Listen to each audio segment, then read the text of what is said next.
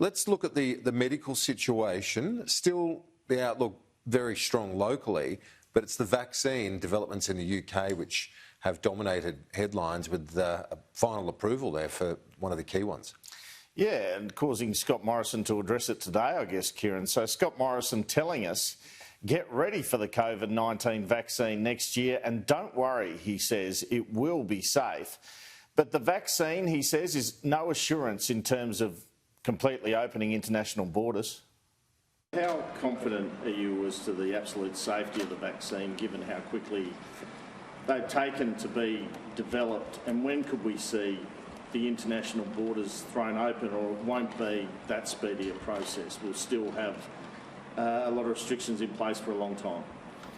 In Australia, we put our confidence in the Therapeutic Goods Administration.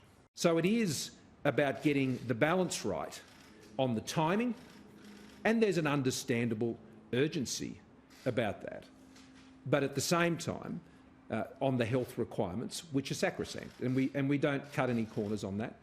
But we also have to deal with the circumstances in our own country. It would be an error for there to be an analysis that because something is being done in one country in a particular way, that it should be done in another country.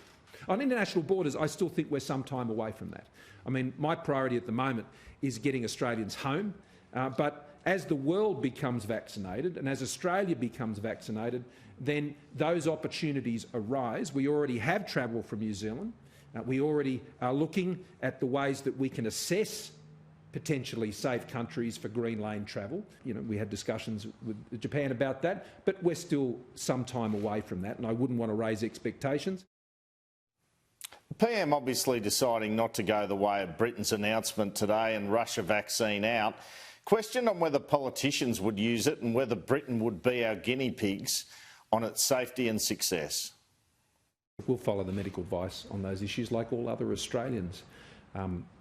I'm very keen to see the Australian Parliament be able to function in its normal way, and there may well be issues that the health advisors may consider when it comes to enabling that, and obviously immunisations can assist that. This is an honest question that we're considering. I've actually had this discussion with Chris Bowen on the basis that none of us want to be jumping the queue. We're quite acutely aware of that, but nor do we want to mean there's any lack of confidence. So the honest discussion I've had with Chris Bowen is it may be that there are some from both sides, but not as a class. Is it that Boris Johnson may have in some way done the world a service here by having a massive real-time trial, turning his people into guinea pigs? We all watch that and see whether it works and then draw our conclusions on what we do ourselves. Well, I wouldn't want to use the word guinea pigs with the UK. We all have friends, family and relatives, or many of us do in the UK, and we're deeply concerned about the situation there.